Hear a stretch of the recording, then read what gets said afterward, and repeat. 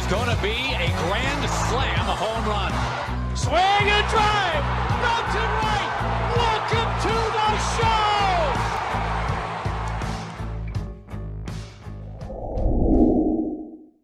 And then there were 10. We're at the final top 10 prospects here in baseball at justbaseball.com. It's the call up. He's Jack McMullen. I'm Aram Layton. And I mean, this is the one we've been most excited for, of course. I think the last one we were excited to break down because there were so many nuances and so many fun players to discuss. But of course, now we get to talk about the top 10 guys, our top 10 guys, and guys that have had some interesting notes of late. Several recent draftees that have been promoted, several top younger players that have been promoted, like a lot of movement, I think, now within this top 10 in terms of like prospect assignments as well, which should make this pretty fun.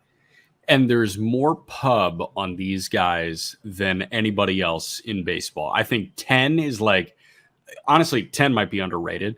But after that, I think that we get to guys that are as well covered as anybody in the minor leagues.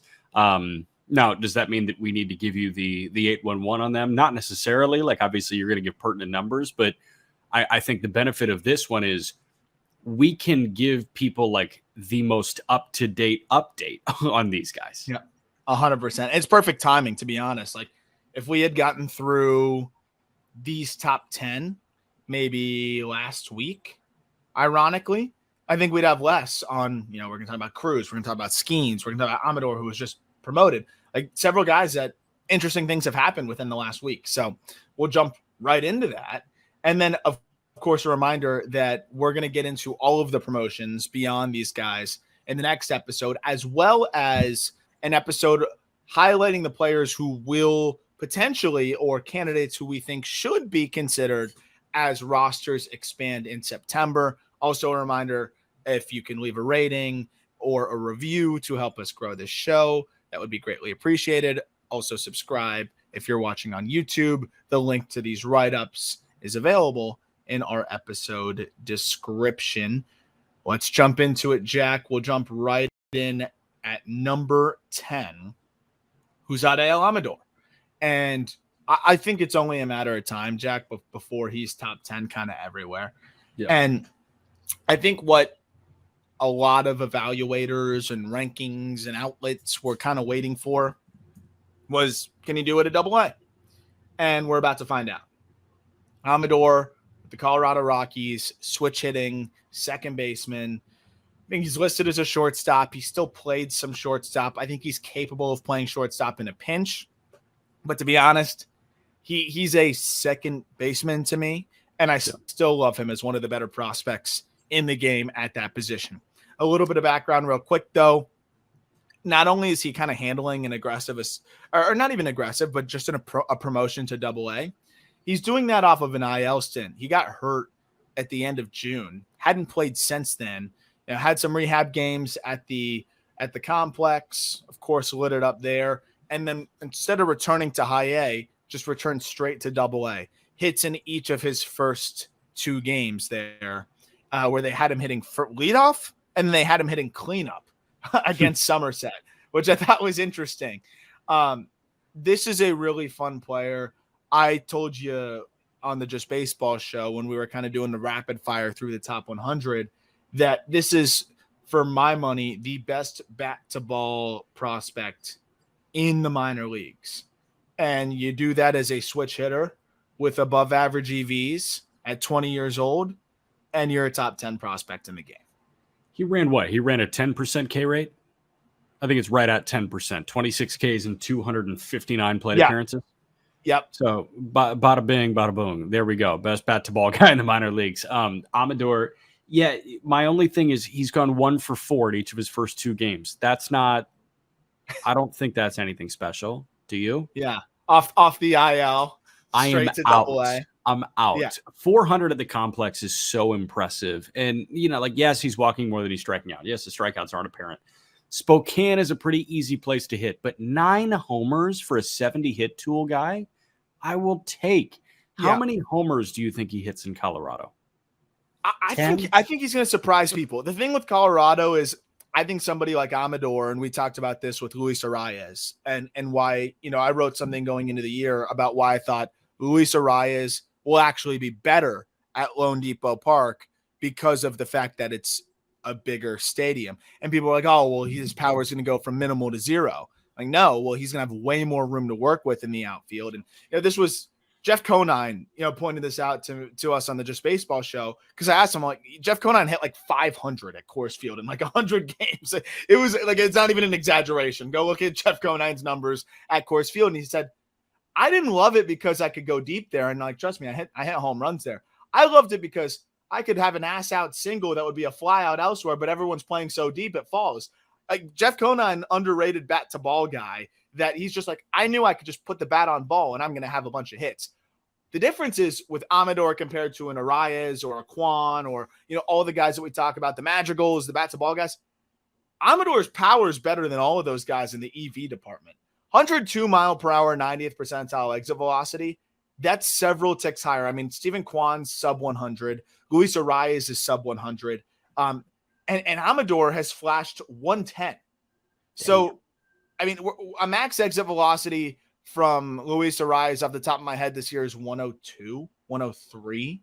A max exit velocity from Quan is 103, 102. Like, this is a different level of power that this guy has. And is he going to have the same zone contact? Maybe not, but he's 90% zone contact this year, and I think can be better.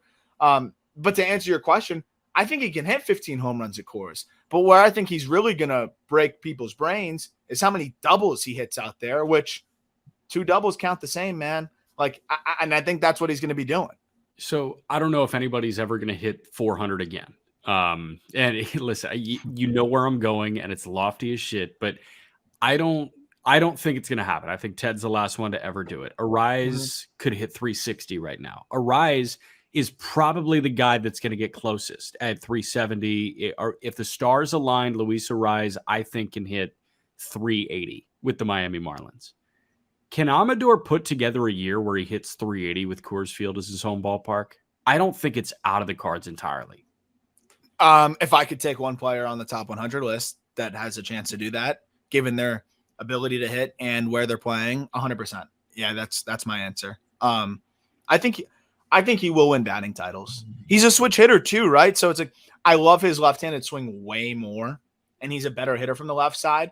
But if you're a guy that you get to eliminate left on left, everyone talks about how Arias struggles left on left, blah, blah, blah. Okay, well, now you have a guy that can go to the right side and at least be league average. And if he's that and hits insanely well from the left side, yeah, I think this guy could hit 350, 360, no problem. Who knows? Maybe even put it up higher than that with the new rules, because he's a guy that, if there's one thing that I could point out, ground ball rate's too high. And that happens when you're just a contact-oriented guy. But I'd like to see him, on secondary pitches, kind of drive the ball in the air a bit more. But with the new rules limiting the shifts and things like that works in his favor, of course. And then I think he's going to find a way to cut down on the ground ball rate a little bit more as it progresses. And he kind of has.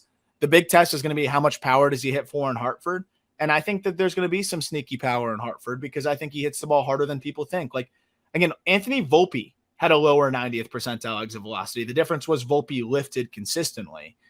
Amador is more of a line drive oriented guy, but my point is being 102, that can play as average power at the big league level, no problem. Yeah. We'll get to number 9 here, who is Pete Crow-Armstrong, who has been playing unbelievable. A little bit of a banged up injury scare, but I think he's totally fine in the last game. Talk about a guy that just really hasn't blinked since his AAA promotion. And you've seen a lot of him recently. He's starting to strike out more. I think we were kind of expecting that with the whiff. And in Indy, I think he struck out at least twice in like every game of the series. But, I mean, the power has really shined through. Talk about a guy who hits the ball in the air. There's one of the highest fly ball rates or lowest ground ball rates in all of the minor leagues. The defense is unbelievable. The speed is unbelievable. And he's just got a knack for hitting. Like, I think this is just going to be a dude that overperforms the lower zone contact rate. Like 75% zone contact isn't great, but he just hits the ball consistently. And he just seems to somehow hit for average like every year. He just seems to be a guy that's going to overperform the peripherals. So this past week, I might have seen the worst version of Pete Crow-Armstrong that he's put together this year, because he was a 300 hitter in Double-A. He comes and he's hitting 300. He opened with like a 14-game hitting streak. He doubled off the wall straightaway center as the first hitter of the series on Tuesday.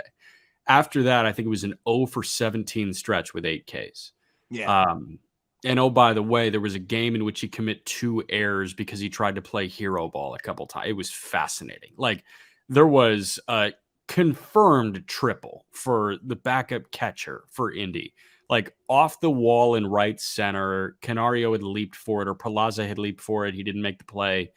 And PCA grabbed it in pretty much straightaway center field. So instead of hitting his cut, he decided to try and sling it, and it made its way into the dugout, and it resulted in a Little League homer. Next one was a fly ball to pretty straight straightaway right field. Canario was camped underneath it, and PCA decides any ball he can get to is his in that moment, and like pretty much collides with Canario, and it drops. So he was hit for 2 errors, and it was clear hero ball, and it was hard to watch in that game. But having said that, with that 0 for 17 stretch and with that 2-error game in the outfield, I still came away from this week really impressed, because he gets to balls that nobody should be getting to, and he makes it look so ridiculously easy. You mentioned the injury scare. He was like so relaxed right before slamming into the wall. It was incredible. It looked like you could do a chalk line on the padded wall, because he just went in like both hands up against the wall. He's fine. Like, he stayed in the game and he's chilling. But yeah, man, like, I just think AAA is a good match for him, and he could go up and be a, late game defensive replacement, or a pinch runner, or maybe a pinch hitter. And that works, but I don't think it's worth it, quite frankly. Yeah. No, and I think he's learning. And what's interesting, man, is you bring up the hero ball on defense and things like that, and we hadn't really seen that from him all year. He's been a guy that's just defended well and goes and gets everything. When you were breaking that down, I had a flashback to the conversation we had with him, in the offseason. And the one thing that he said is he takes a lot of pride in the defense, because he feels like when he's not hitting, he can make an impact defensively. Well, you're 0 for 17. And I think he was we always reverse it. It's funny where like always pressing at the plate or whatever. Like, I think he was pressing in the field a little bit, because he's like, I'm not hitting. I need to find a way to go help my team win ball games. Cause like, he is that guy. Like, if there's anyone that cares about winning ball games at any level, like, it's Pete Crow-Armstrong. Like, if you put that guy on the Cape, I know he didn't play college ball, I bet you he wants a Cape championship. Like, that guy's got that DNA in him. And like, to me, I think he was struggling for the first time all year. And now it's like, okay, how can I make an impact on this game? Trying to do too much in the outfield is not always the way to do that. He's 21 in AAA. So you love to like get these learning lessons out of the way, like now. And by the time he gets to the big leagues, it's like controlled aggression. It's like taking that big 2-0 hack. When you're as talented as Pete Crow-Armstrong is in the outfield, you have to have controlled aggression as well, because he feels like he can get to anything out there, and he just about can. He has a cannon for an arm. He can throw out just about anybody. It doesn't mean you go for that throw every time. It doesn't mean that you try to make that grab every time. Like, you learn to pick your spots, and this is an awesome opportunity for PCA to do that as a 21-year-old in AAA. Talking about the player, this is the only 80 grade I gave out on a glove, because Casey Schmidt, I think, was a 70 at third. I thought, and I wanted to push it, but he was a 70 at third. Pete Crow-Armstrong is the only 80 I can remember giving out on a glove. And you know what? It was pretty easy to give out. And again, you mentioned some of those little hiccups. Those are things that will be remedied as he matures and gets more reps. The fact that he is turning into a legitimate power threat is also a reason why I'm extremely excited about him. To me, like, he really is a Michael Harris starter kit. The difference is Harris puts the ball on the ground a bit too much, and PCA going to whiff a little bit more, but hits the ball in the air more. I think you're going to have different ways to slice it all up, but you're going to end up with elite defense and center, stolen bases, and 20 to 25 home runs. Like, that's what you're going to end up getting anyways, even if it like kind of looks different with the underlying metrics.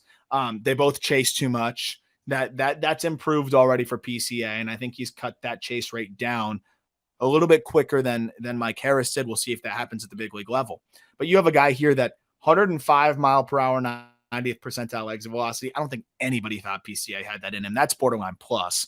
With the consistency of hitting the ball in the air, only a 32% ground ball rate. I mean, again, you can really easily project 25 home runs at Wrigley. Yeah. I think he's going to whiff. Like, I think you're going to have to pallet maybe in the early going, even something around a 30% strikeout rate. But I find that very palatable when you have elite defense in center field, 25 plus home run power, and the speed to swipe bags. If he strikes out a little bit in the beginning, that's fine. So, where you kind of just took my mind was Bobby Witt Jr. Yeah, there's a lot of similarity there. Absolutely. Because I think like Harris, it's just so egregious that like he doesn't walk. And Witt kind of same deal too. But I mean, if he can pump him out, and like Harris, yeah, it's probably 15 to 20 homers, but Witt at Kauffman, it's 20 to 25. And PCA, if he lifts it as much as he does, like windy day at Wrigley, Quan could have 10 homers in a given season at Wrigley Field with his home ballpark. I believe that's one of the more underrated like home run ballparks, because summer day, winds blowing out, things are going to go. But yeah, like I think the stolen bases are something that people might be sleeping on. Like he has serious 30, 35 stolen base upside here. Yeah, 100%. And he's going to get better and better at it too. Like, again, this is a guy that makeup wise, I will bet on this dude's makeup every single day of the week. And it's not just because we've talked to him. It's everything you hear from the Cubs, from evaluators, from teammates, from opponents. Opponents love Pete Crow-Armstrong. Like, I mean, I've talked to guys that play against him and they're like, oh, he's awesome, man. Like, yeah. I love the way he plays. Like, he elevates your game, man. And I think that's what makes him so awesome. He's going to be a fan favorite in Chicago. And I know people are going to ask, well, what if they keep Bellinger or whatever? Again, I always think, you operate under the assumption that no prospect can just like come up and make an impact. And I think the Cubs are in win now mode, and they're going to be in win now mode from day one next year. If your biggest problem is how do we play two elite center fielders at once if they retain Cody Bellinger, God bless. I look forward to that challenge. if I were ever a fan of a team or ever worked for a team. So Bellinger's ability to play first, I think they should retain him. That's a whole different conversation. But PCA, man, could you imagine an outfield of PCA some days? PCA and Bellinger? That would arguably be 2/3 of the best defensive outfield like ever. Do you think they're regretting the Sayad deal right now? A little, maybe a little. Yeah. It's not like he's been bad, but like, yeah, like wouldn't you rather have Yoshida? You didn't know it was. But early, even then, like I don't even know if I want another outfielder in the fold. Like if Belly can play right, I think and obviously you're hampering some of the production that Belly can give you, but if Belly can play right in first and PCA can be your full-time center fielder with Happ in left. Happ won a Gold Glove last year. I think Happ is like a very underrated defender in left. You got a Gold Glover there. You could sweep Gold Gloves in left, center, and right. Well, and you can also rotate, right? Belly's been getting banged up. He doesn't need to play center every day. I forget who I was talking to. I think I was talking to Jake Mangum about it in the Marlins org, and he was just saying how like people very much underestimate how much center field like beats up your body. You get exhausted out there. Like it's a wear and tear because your back. It's not about just making all the grabs and running into the wall and whatever. You're running behind the right fielder. You're running behind the left fielder. Like you have a lot of jobs in center field, and it wears you down a little bit more body wise. And in terms of, and it wasn't coming from a place of like complaint. It was actually coming from a place of, hey, our Jacksonville Jumbo Shrimp lineup is loaded, and this is the best my body has felt because in the past I've been playing center field almost every single day, and my body was just like, at the end of the year, this time of the year, I was feeling it. He's like, this year I'm still going hard, and he was giving some hard 90s. He's like, I can give my hardest 90s because I'm not playing center field every day. He's like, I'd love to play center field every day, but my legs are under me a little bit more than usual because people don't realize how tiring it is out there. So it's also a liberty that they have too, where based on lineups, if they want to go left-handed heavy, then you put Belly in first base that day. Like they'll be able to rotate and do a lot of things. And I think PCA will be big league ready at the start of next season. Like I think he's one of my favorites to have every single shot to make it out of camp. And I think it'll be up to him. Prospect promotion incentive. He's going to get the Cubs a draft pick if he's top 3 in rookie of the year voting and he debuts on opening day. 100%. The defense gives him a really good shot to win it. James Wood. This is a guy that I think we can start to put James Wood in the prospect fatigue bucket, man. Because this Nationals prospect is having a fantastic season. He's not even 21 yet. And yes, he's striking out. What did you expect? He's 6'7". I feel like people are slipping on him a little bit. Of course, included in the Juan Soto deal, anytime you're part of a blockbuster deal, you're going to also be a victim of prospect fatigue a little bit. James Wood is a special, special talent. What I'm starting to see, though, is, and I think it's good for him, is they're moving him off of center into right field a bit more. I think he can play center, and I think they're going to continue to give him reps in center once a week, twice a week, and that's a guy that can plug and play out there when needed. But ultimately, James Wood profiles best as a corner masher, and I think it'll be better for him long term.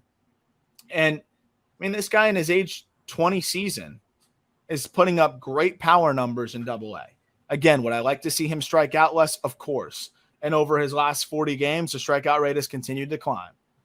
But if he repeats Double-A, I don't even care. He's a 6'7", 230-pound prep bat who's already in Double-A performing.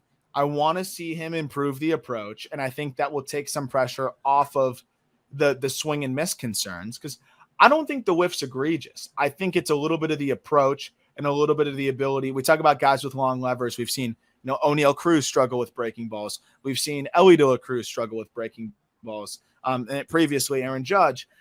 I think this is something that'll improve with James Wood as he just continues to get better at controlling his body. But dude, he's going to finish this year with somewhere around 30 home runs in his age 20 season, predominantly at Double-A. I'll take that. If this isn't a young Judge, I don't think a young Judge will ever exist. Like, this is exactly what a young Aaron Judge looked like. And yes, he's left-handed, but way more advanced at his age too. Yeah, Judge was kind of a weird one because he was just the massive kid that happened to play baseball, and it's like, oh, you should be the tight end. Wood is like, you're huge, but you're a baseball player, and you look like a baseball player at this point. Wood, it's so hard to say that somebody is going to have a swing as simple and be as strong as Aaron Judge is, because Judge has, I think, 60 pounds on James Wood at this point. Same That's height, crazy. 60 pounds. Because Judge is what, 275, 280? Is he? I think he might be. He's probably got about 40, 50 pounds on him. Aaron Judge is listed at, as I misspell, Aaron Judge on baseball. No, I did AAE. Aaron Judge, 6'7", 282. So he's got 62 pounds on James Wood right now. Jeez. It's hard to imagine that like somebody's going to be as much of a physical freak as Judge is, and Wood will probably never get there. But when you look at sheer power ability, you've got 80 raw power future on him. The hit tool, like Judge still whiffs. He still does. He's a mid to high 20% K rate guy. The ability to play center, but the ability to be Gold Glove caliber in right is fascinating to me. And this guy's a unicorn in minor league baseball right now. Yeah, and like maybe the present hit tool might be a 35 than a 45, because he did go up to double and whiff more than I thought. The zone contact rates were really good at the lower levels. And that's the thing to me is you talk about the simple swing. I really think it's a pitch rec thing, and I think that'll come along. He was somebody that played basketball and baseball through high school, and then right at the end of high school was like, okay, I'm gonna focus on baseball. Goes to IMG Academy. And dude, his swing at IMG Academy was brutal. We're talking about like Aaron Judge's swing on the Cape was brutal. It's kind of a similar situation, just different timelines. Aaron Judge, I think, has one of the worst swings of a full-time Cape player ever. Like if you go back and watch some video, it's brutal. James Wood's IMG Academy video is like bad. That's why he slipped to 62nd overall, despite being an athletic freak and a monster of a human being. And like he's already smoothed that out. The contact rates were great at the lower levels. And then all of a sudden, big boy breaking balls have given him some trouble. I'm not that concerned about it because, again, he's remained productive. He crushes hangers. I think he'll find a way to be consistent enough to hit the quality breaking balls. 12 batted balls over 110 miles an hour this year. And again, you mentioned there's room to add strength to this frame. There is, which is the scariest part. And that's why I have 80 future power. He's already hit balls 114 miles an hour this year. He's gonna have 80 power. He's already almost there. So I'm excited about Wood. I think he profiles as a really good defensive right fielder. He's got sneaky speed. The approach is gonna get better. AA-has been a good challenge. He's met his match, and I think he's gonna bounce back next year. He's not even bounce back. He's been good this year. I think he's gonna build off of this next year. They might start him in double. He's gonna go nuclear, I think, in the start of the season, and then get up to triple. And I'm excited to see what this looks like. I also think this is a guy that will benefit from AAA because AA, the zone is huge for him. He's 6'7", and I think there's probably a lot of inconsistency with the zone for him. You get to AAA with ABS and things like that and better umpires, and I think that's going to work in his favor too. I think better pitchers kind of exploited, the inconsistent zone for him, and I think that's why we saw the chase rate go up because it wasn't that high in the lower levels. I believe it. Number 7, former farmhands. They used to play together, but ultimately this was the one guy the Padres kept. Jackson Merrill of the San Diego Padres checks in at number 7. And Merrill, man, he's just been so consistently solid. And again, this is a dude that I'm waiting. We haven't even seen the best of Jackson Merrill yet. We really haven't. There's still so much more to dream on. But the bat to ball for a 6'3" guy, high school guy from the left-handed side, we're talking 88, 89% zone contact, who's handled a AA a promotion in his age 19 season, now 20 years old, with relative ease, just starting to scrape the surface of his power potential. His 90th percentile exit velocity is 102, or actually 103, I should say. But he's popped some exit velocities where you're like, oh, if he can find that more consistently, that's going to be scary. He's had a pull side of 112 already this year. I'm like, man, there's room to add strength. And with plus hit, I think potentially plus hit, and you can see the potential for plus power, but at the very, very least above average. He needs to cut down on the chase a little bit. He's a great defensive shortstop. I mean, this guy has everything you could want from a shortstop. How does this guy not punch out? That's my big thing. It's he's running what, a 15% K rate lower? Lower 12% over the course of the year. How does that happen? That power with that low of a K rate, those aren't supposed to go hand in hand. And the numbers, if you just look at the sheer counting numbers, you combine his numbers between high A and double A, okay, he's hitting 290. It's not 330. He's OPSing 790. That's not 950 like some other guys on this list. So you may be thrown by that, but his ability across the board and how smooth he looks on video and the sheer EVs that he's got, I'm like, okay, this guy should be punching, 20 to 25% of the time. I think 22 is palatable. The fact that it's 12, what? It's crazy. And he's just scraping the surface of his power. There's so much more power in there. That's the crazy thing. And he's also chasing the 31% chase rate guy. That's high. There was... So and he's cut that down, by the way, real quick. Over the last 25 games, down to 25%. And guess what he's done the last 25 games? 299, 384, 464 with 3 homers, 12 walks, 15 strikeouts. This is, and he's hitting the ball in the air more.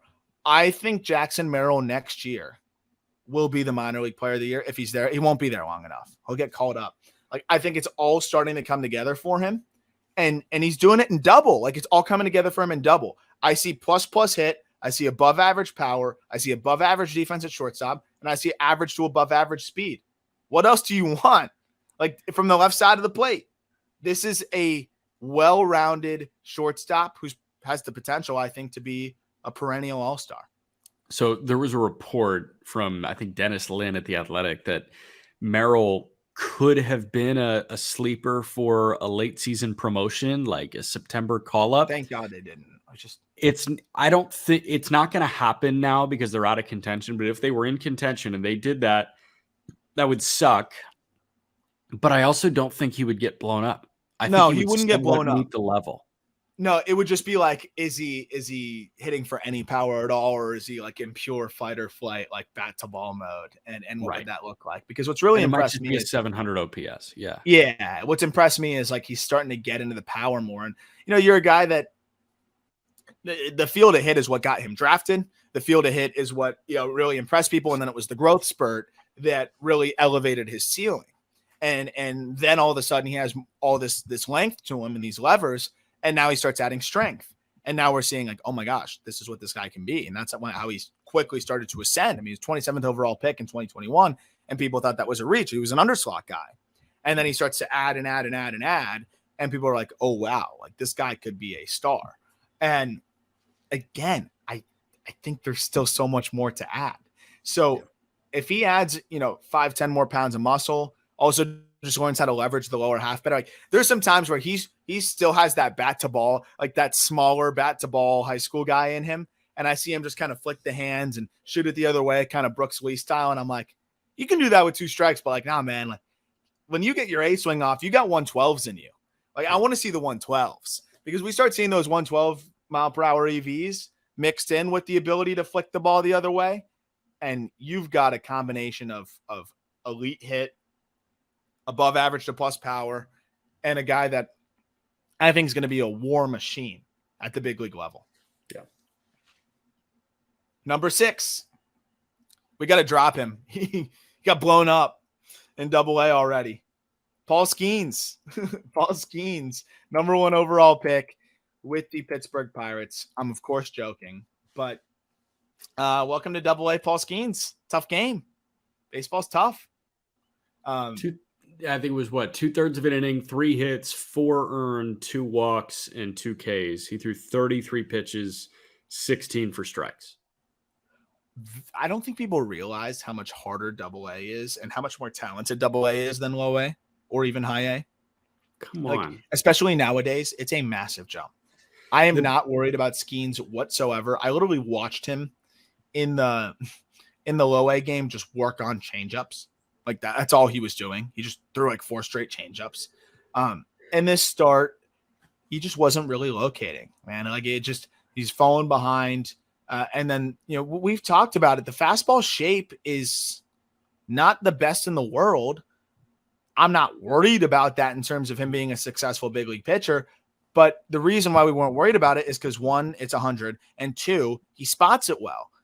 In the days where he's not spotting it well and he's falling behind guys, like he's susceptible to being hit. He's not Spencer Strider, who also gets hit when he's not locating, but Spencer Strider can always just like fall back on, hey, I can leave it over the middle and there's a chance a guy will swing through it. Probably not going to happen quite as much for Skenes, but I just thought this was a little bit of Double-A nerves, maybe just a little bit of the zone shrinking a little bit, and just the command wasn't there. Hey, that's all it was. Like he just fell behind guys and it wasn't there. I think he's going to be just fine. I'm not overly worried about it, but I think he fell behind more batters than he didn't, or at least fell behind half his batters. And, it stinks when your first outing is against the Guardians, who are going to make you throw strikes.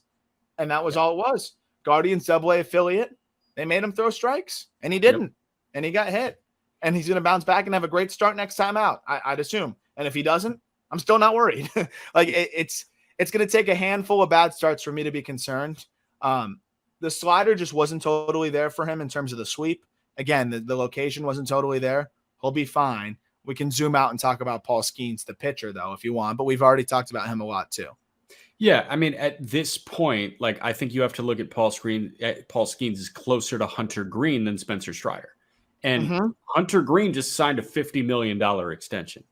Skenes already has a better changeup than Green, and the pitches in a vacuum may be the same as Hunter Green. Like, name me something that Green does better than Skenes right now. I'm not sure. Now, you had data from a different baseball, but now you do have, a ball that is going to change. Like you get to the big league ball in AAA and he's throwing with the same ball that he was in Bradenton. So you do have some data there, but yeah, man, I think, and we don't need to get into like Skenes the pitcher too much because we did it when he was in Omaha. We did it when he was drafted 1-1. Just know Paul Skenes is 100 with the fastball. He's got a great slider. He's got a great change that he is working in more in pro ball. This is the best baseball he's ever seen. And I know the production quality of SEC Network baseball is better than the production quality of the Altoona Curve. But dude, like low A, SEC ball is probably equivalent to somewhere between low and high A. Yep. Every level he climbs now is going to be the best baseball that he's ever seen before in his life.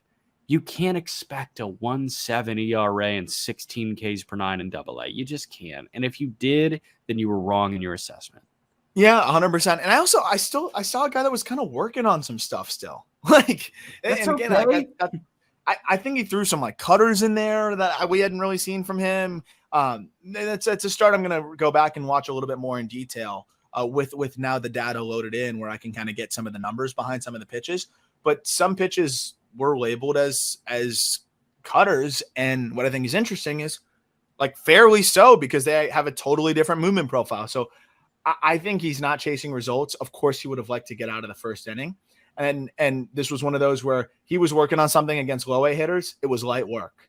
Now he's working on something against double A hitters. And it was like, okay, maybe I should focus a little bit more on getting outs. Like I got to get outs a little bit too. And it's striking that balance. But again, I think it was a good learning lesson. The last thing I'll say on Skenes is you mentioned fastball is going to always be a little bit more hittable than you'd think at that velocity. Like it's not going to be as good as some of the other upper 90s fastballs. But if you spot it, it will be. And that's the difference. Slider is, we know how good that pitch is. And we talk about, Hunter Green, it's really good. What stands out to me is you mentioned how the changeup's ahead of where Green's is. It really is. And it's like, it's a split change. He's already slows the spin down on it really well. And he's thrown some really good ones. So if that pitch continues to develop, that takes a lot of pressure off the fastball for me. And if you're still talking about fastball shape, when Paul Skenes is throwing a changeup for a strike, you can shove it because he's going to be just fine with that 3-pitch mix. And I'm excited to see what it looks like, but more interested to see how they handle him. I assume he makes, a few more starts in double. And then once the AA season's over, I know you probably know this, there's probably some things you can't even talk about, but the season in AA ends before AAA. And usually when they want to get guys more work, they send them to triple. That wouldn't shock me to get him a look in triple at the end of the year, but we'll I think his performance will kind of determine that a little bit too. But I also don't think there's too much pressure on the performance here. I think they kind of know what they drafted at 1-1. Yeah, so based on what Ben Cherington said on his show, the Pirates GM, based on what he said on his radio show on Sunday, it seems like all but guaranteed that Skenes is going to be in AA until the AA season ends, which is September 17. Our AAA season ends September 24. So if they do want to shut him down at the end of the AA season, then obviously we wouldn't see him. If they did want to keep him going, then, we get him for a week. And then I think there's another week or week and a half until the major league regular season ends. Based on what Cherington was saying, it doesn't sound like he'll debut this year. It doesn't. I don't think he needs to throw that much more. I was going to say the one thing I do kind of see is some of the misses that the velo was slightly down, like very slightly. Yeah. Slightly down, meaning 99. Like 97, 98 to 99. And, I just wonder if this guy's like a little tired. Like, it's not just that he threw a lot of innings this year. It's that he's throwing some high leverage innings. He just won a natty, bro. And then he just had his debut where you're going to be gassed up. Like, I think he is probably running a little tired at this point. Yeah. Number 5, the guy that went right after him, Dylan Cruz, but he's also struggling in AA, so we should probably wrap things up for him too. I think we should drop him out of here. I almost think he's borderline worse than Skenes is at this point. I think they both might be headed back to low A to start next year. Yeah. So Cruz, we've been pounding the table. Bring Cruz up to double. Bring Cruz up to double. Well, I'm glad they have. And so far he's played 6 games. He has 3 hits. Guess what? He's striking out less. I told you that would happen. I'm not worried whatsoever, of course. It's been 6 games where he is 3 for 21. Let's just talk about Cruz, the player. I see plus hit, I see plus power, I see above average run, and I see above average defense in center field. One of the best approaches you're going to find, a guy that oftentimes will be right when the umpire is wrong. And we saw that at the lower levels, but I think that'll travel all the way up to the big league levels. The one thing I think he needs to work on a little bit is staying on sliders. He gets a little him and Langford have kind of the same thing. And Kobe Mayo has this issue, and a lot of young hitters have this issue where like you don't see good sliders that sweep off the table or like kind of sweep away from you. And you can get away with this, kind of pull off a little bit. And his battle drag through the zone at times. And that's why he's so good the other way, because he's so athletic. We talk about Jackson Holliday, where Jackson Holliday's front side can leave, but his back hip is so mobile and his hands work so well and his bat lives through the zone so long that even if he's pulling off a little bit, the bat lives through the zone and he drives the ball the other way or up the middle with authority. But it kind of makes it almost hard. I know it sounds counterintuitive, but it almost makes it harder for pull side. Like it almost makes for anything that's hard inside, it makes it harder to barrel it up pull side. And if there's one thing that Cruz could probably work on is he's good when he's thinking the other way and driving the other way. But there's some times where he just pulls off it a little bit, bat drags, and a pitch that he could have probably done damage on pull side, he ends up kind of inside outing or fighting off and doesn't quite do the damage that he should. That is the most specific nitpick I can find on a guy. And I think that's why he's off to somewhat of a slow start in Double-A. He will work through that. And I think he's got the hardest part down. He can drive the ball over the wall in right field on a line without issue. Teaching a guy to be able to pull is like, with his athleticism and his bat speed, I'm not remotely concerned. I'm excited to see what it looks like when it all comes together for him. Well, you just ID'd the weakness. So I don't know. Are we sure he's top 5? Yeah. He specifically can't pull hard stuff in as well as he should.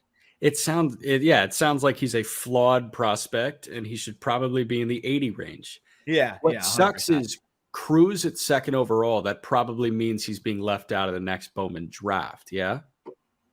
That seems to be the way they do it. And given that it's Dylan Cruz, he might be left out of the next Bowman draft, which stinks. So here's the deal. He's going to be a crazy chase.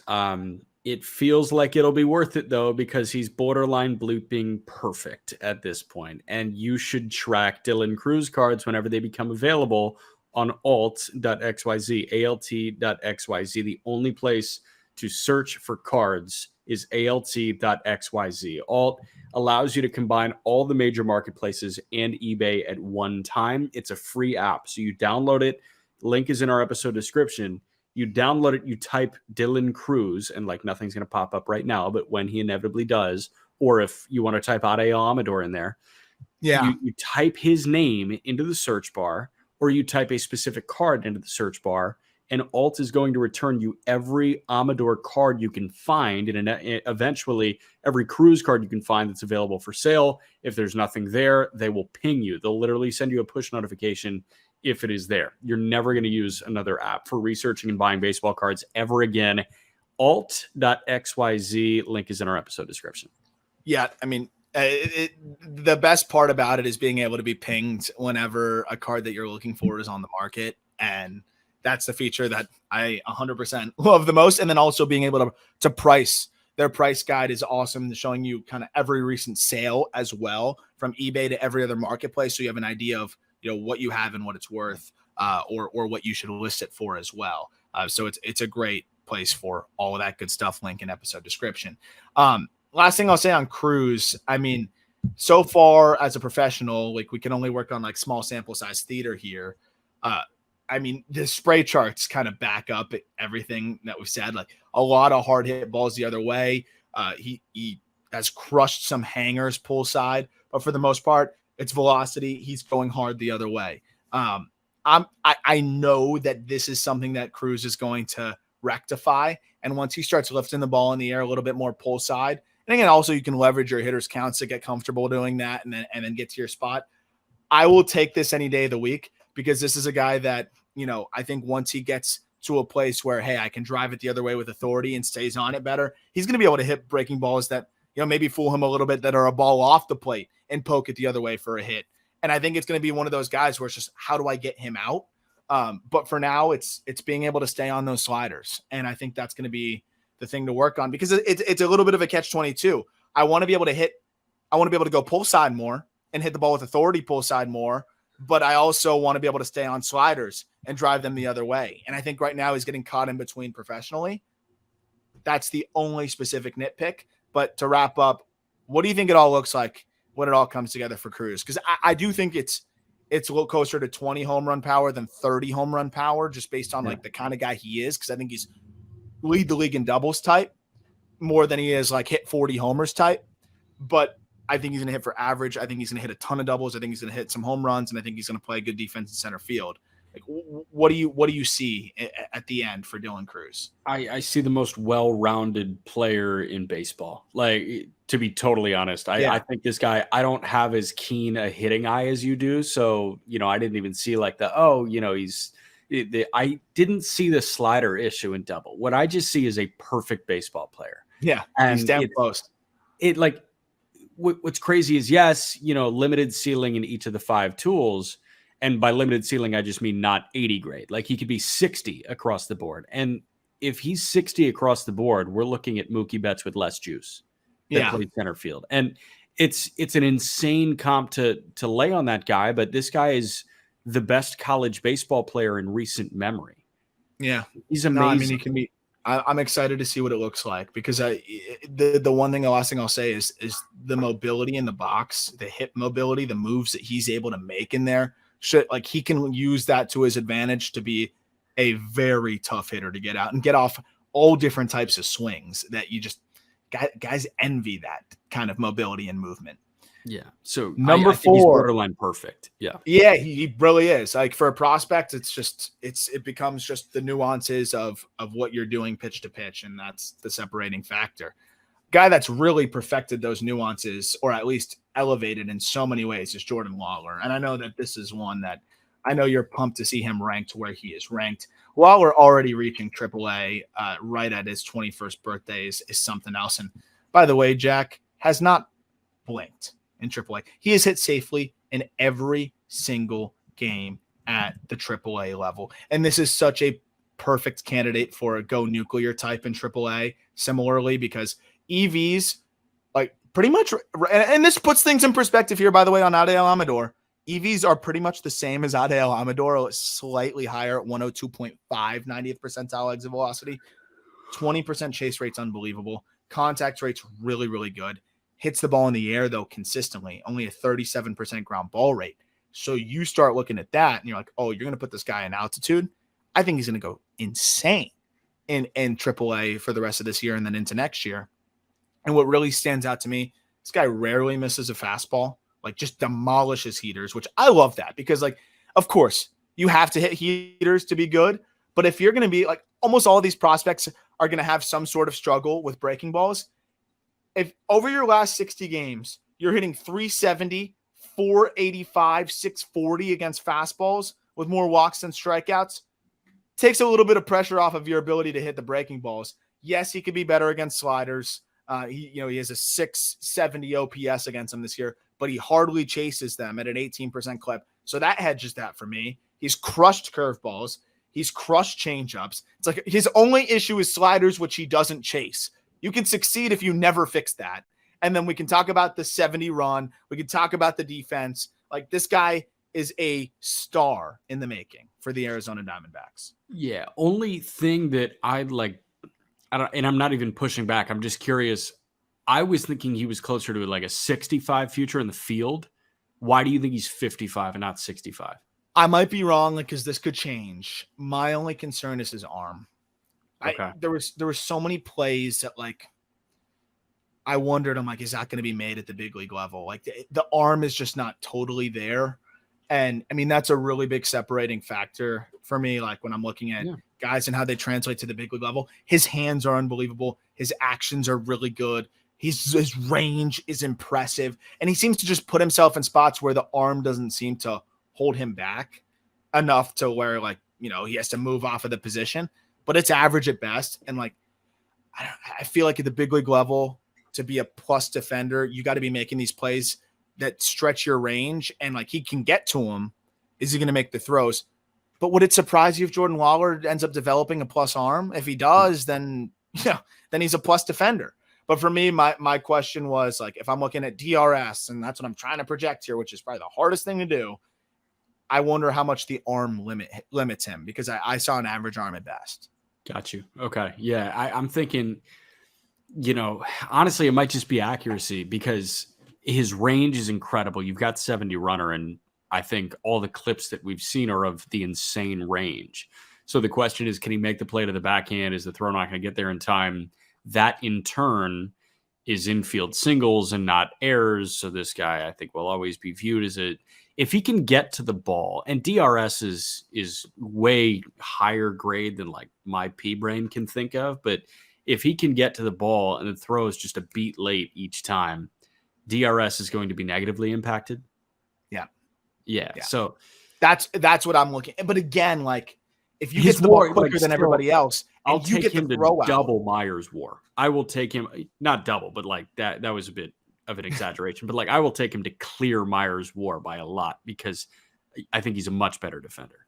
No doubt. And also though, like there's examples, like Joey Wendell is a guy that one of the weakest arms in big league infield, but he gets it out so quick that like it doesn't matter. So I mean, again, I probably could justify the 50 present, 60 future on the glove, and I'd love to get another like in-person look at Lawler now more recently defensively.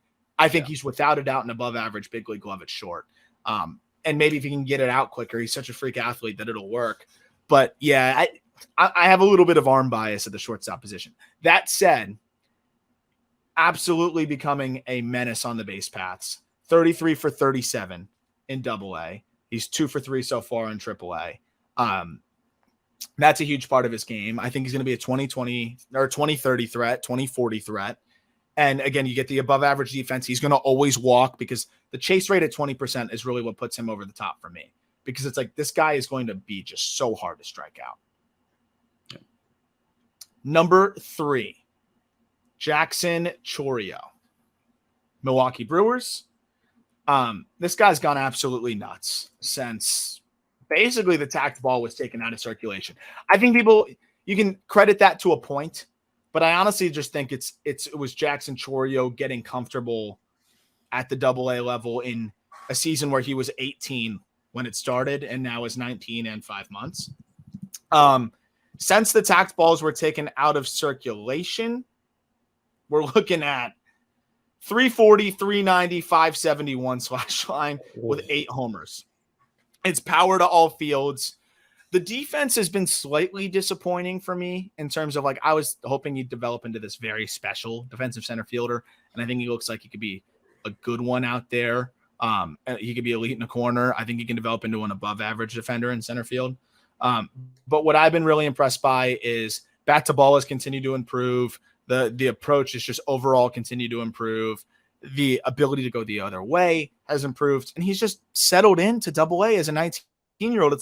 It's like he's just matured before our eyes this season. And I mean, this is a guy that could debut right at 20. Like that's remarkable. He could debut potentially before his 20th birthday. Yeah. So he's 19. He'll turn 20 on March 11th. No, March 11th. Yeah. So he won't debut before he turns 20. Oh, true. He can't. Yeah. Because the season starts March 30. Yeah. March so 31. a whole debut. He could debut right after his 20th birthday, though, which is absurd. That plays. That'll really play. The stolen bases are incredible. The power at that age is stupid. This guy looks like he's 24 and he's 19. That's the thing that we're going to get to with number 2 as well, and number 1, quite frankly. And number 1 looks 12, but he also looks 40 at the same time. Yeah. And it's like a weird Benjamin Button type spin zone we got going on with number 1. But Chourio, like, here's the thing about the top 3. These guys look like adult males, and they're all teenagers, or is 220? He's 220. I think 2's a teenager. He's 220. Who's I two? think 2's a teenager. Who's two? You know who 2 is. Oh yeah. He just turned 20. He just turned 20. Like Okay. days ago. That's the most incredible thing to me. It's like this guy's just an adult at 19 years old, and he plays the game like an adult. And you've got 60 present on the raw power, 70 future, 60 present at 19 years old with a 70 run. Anomaly type stuff. Yeah, I mean that's when you got multiple sevens, that's some scary shit. That's scary shit. 106 mile per hour, 90th percentile exit velocity, and then the plus run. To me, it's like Acuna light. Because that's what you get with Acuna, right? You get the 70 run, you get the 80 power. I don't think he's gonna have the 80 power. But you have the and now Acuna's turned into a 60 hitter, which is just asinine. But Chourio is not going to be a fringy hitter. He's going to be an above average hitter. So I see Acuna light, which is real. Acuna light's fucking good, man. That's nuts. I mean, we're talking NL MVP, but like slightly poor man. Slightly below. All-star. Slightly below the NL MVP. Whatever. And who knows? He might develop into even more. That's the craziest part. And mind you, Acuna can't play center. He plays a subpar right. Okay, give me a little bit less offense, but Chourio's playing everyday center field potentially. Sign me up. Yeah. Number 2, Junior Caminero, who was traded for Tobias Myers, in case anybody forgot, a few years back. Junior Caminero, I mean, the Rays, this is a big part of their future. You got to feel really good about what you got here. I just went on Locked On Rays. Love those guys over there. They do an unbelievable job, Kevin and Ulysses. If you're a Rays fan, definitely check that out. And they were kind of asking me, what was the separating factor of what made Junior Caminero, the number 2 prospect in baseball? I mean, that's really high, below a guy that's the consensus number 1 in Jackson Holliday. And I didn't get into the XY axis nerdy stuff like I was talking about with you, but remember that chart I sent you, Jack? We did XY axis of 90th percentile exit velocity and zone contact. Now, Junior Caminero is he's no Adael Amador with the contact. But guys with 90th percentile exit velocities like Junior Caminero are Aaron Judge is elevated, of course. But if we're talking minor leagues, it's Owen Casey. It's not even James Wood, but a guy from that cloth. It's guys who whiff a ton. Junior Caminero doesn't whiff a ton. So you had a guy at the top of the y-axis and then a guy that was, kind of over by the average contact guys in the x-axis. And that's real, that's incredible. If you're going to be at the top of one of the, 2 key barometers we're looking at, and you're not deficient in the contact department, that's unbelievable. That's basically saying Junior Caminero has a 90th percentile exit velocity that would put him among the best in Major League Baseball. 110.5 miles per hour. That's a joke. It's an absolute joke. 110.5 miles per hour. That's, I think, the best figure in the minor leagues. You pair that with an 80% zone contact rate, which is right at average. That's awesome. And then also another guy where if we want to give him the same treatment of hey, since the tacked ball was taken out of circulation, 83% zone contact. He is unbelievable in Double-A. I mean, this guy just turned 20. It's his age 19 season. He's slashing 327, 385, 577, 24 home runs, despite a 50% ground ball rate. This is a dude that could probably lift the ball a little bit more consistently. And this is 40 home run upside with Junior Caminero. But he might not lift the ball enough to do that. Yandy Diaz is a 108 mile per hour, 90th percentile exit velocity guy, and just is never going to hit that many home runs. But guess what? He hits for a ton of average because he hits the ball so hard all the time. Caminero could be that. And that's why I love Caminero so much is you can get the Yandy Diaz outcome or you could get the 40 home run outcome. And I think both are feasible and both are different, possibilities based on his development.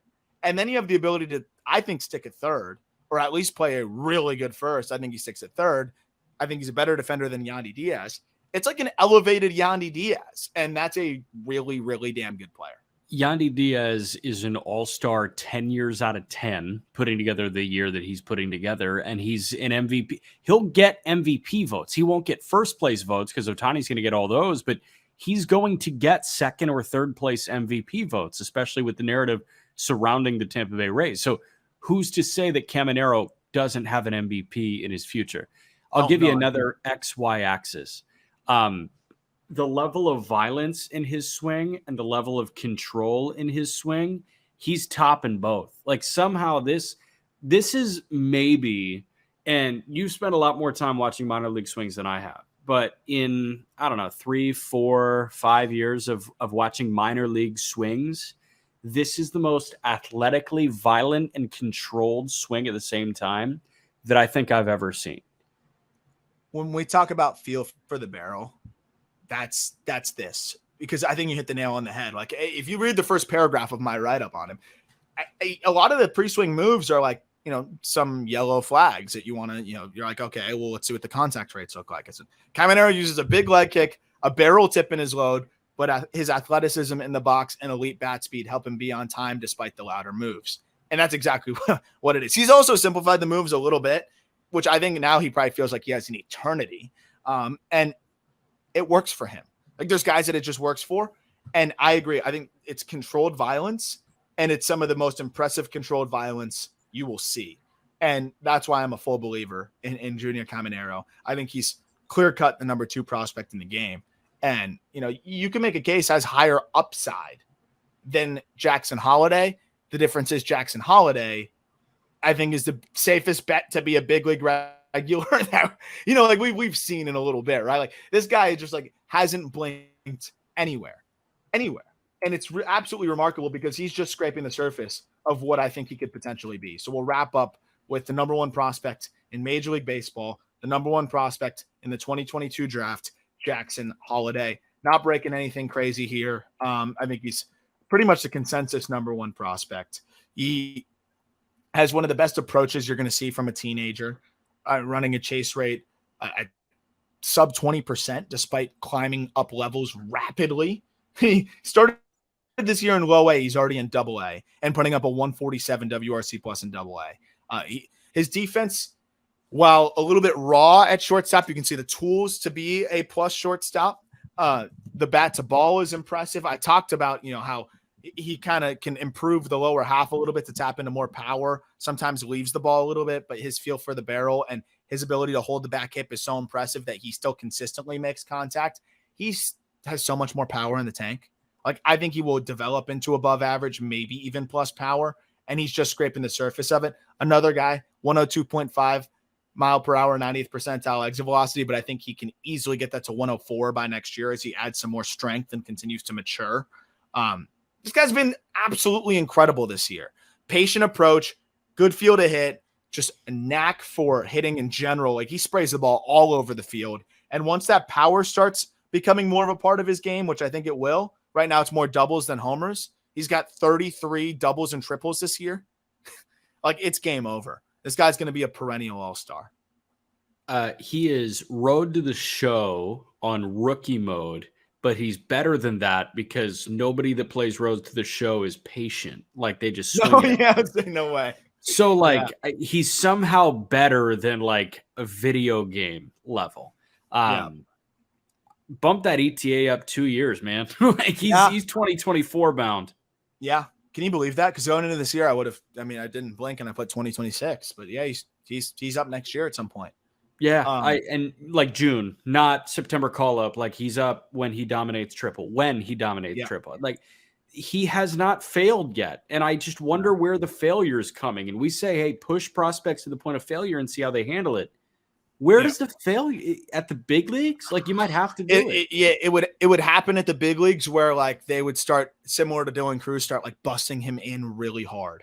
And okay, like, you're not going to get better at that at Norfolk. You're not going to learn like in AAA. No, like, you just he can get away with so much. He has the ability to shoot the ball the other way with authority. He has the ability, again, like, the one thing is that front side leaving a little early, but the bat lives in the zone forever, so he's still able to succeed.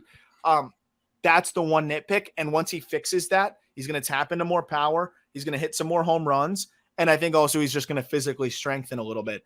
That's the one thing that I think is missing from his game at this point, is that his max exit velocity this year I believe, like in the air, he has something hit into the ground, but his max exit velocity this year in the air is 106. Like, that's not that high.